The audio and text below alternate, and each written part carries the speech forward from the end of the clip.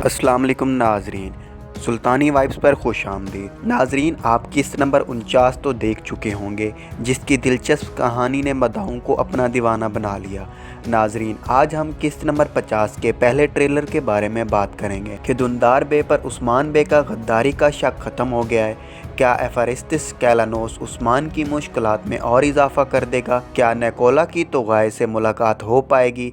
क्या मालन खातून उस्मान बे की मोहब्बत में गिरफ्तार हो सकेंगी? इसके अलावा और भी बहुत सी दिलचस्प मालूमात आपको फराहम करेंगे। इन सब की डिटेल जानने के लिए वीडियो को आखिर तक लाजमी देखें और चैनल को ज़रूर से सब्सक्राइब कर दें। नाजरीन, अगर बात करें दुंदार की गद्दारी के बारे में, तो क्या इतना बड़ा गद्दार जिसने उस्मान बे को कई मुश्किलात में धकेला और उसकी गद्दारी से मदाह भी तंग थे। उस्मान बे ने जब दुंदार की गद्दारी के मुतालिक एक बड़ा जाल बिछाया तो उस जाल से आज़ाद होने में कामयाब हो गया, तो मदाह उसकी चालाकियाँ देख कर हैरान रह गए। नाजरीन, हमने दुंदार को ट्रेलर में ये कहते सुना, उस्मान बे का इतने बड़े दुश्मनों से कभी पाला नहीं पड़ा। तो नाजरीन, ये भी हकीकत है कि उस्मान बे अब काफ़ी दुश्मनों में घिर चुके हैं और अभी भी दुश्मनों का सिलसिला जारी है।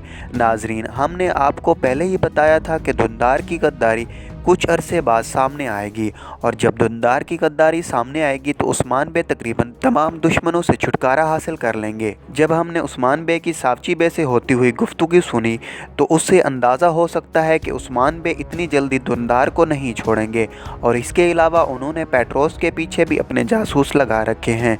इसके अलावा जब उस्मान बे और मालन खातून का इत्तेहाद कायम होगा तो उस वक्त दुंदार की अंगूठी से उसके राज फाश हो जाएंगे, लेकिन उस्मान बे के दिल से दुंदार की गद्दारी का शक इतनी जल्दी दूर नहीं होगा।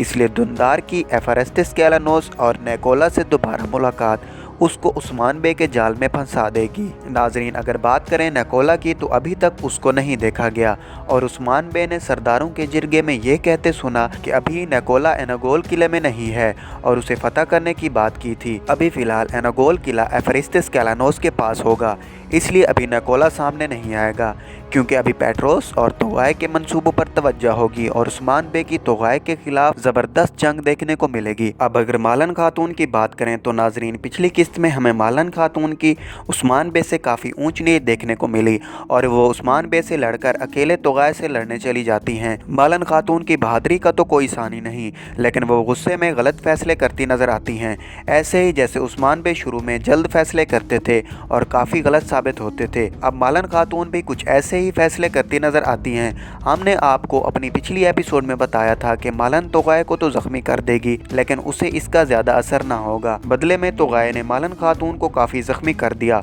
और उस्मान बे वहां पहुंच गए, और मदाहों को उस्मान बे के इस रिएक्शन की कोई तवक्को ना थी कि उस्मान बे ने जब मालन खातून को जख्मी हालत में अपनी बाहों में उठाया तो सब ऑडियंस के जहनों में यही आया कि ये उस्मान बे का प्यार है, लेकिन इसके बदले में उस्मान बे की इस तरह मालन खातून की तीमारदारी करने ने बाला खातून को हैरान कर दिया। नाजरीन, आपको बताते चलें, उस्मान बे की मालन खातून के साथ सियासी वजूहात की बिना पर शादी की गई थी, लेकिन इस सीरीज में ऐसा कुछ नहीं दिखाई दे रहा, क्योंकि यहाँ उस्मान बे का प्यार होता हुआ नजर आ रहा है। तो तोगाए से शिकस्त के बाद मालन खातून उस्मान बे के साथ खड़ी हुई दिखाई देंगी, और ये रिश्ता सियासी वजूहात की बिना कम और मोहब्बत पर कायम होता ज़्यादा नजर आ रहा है।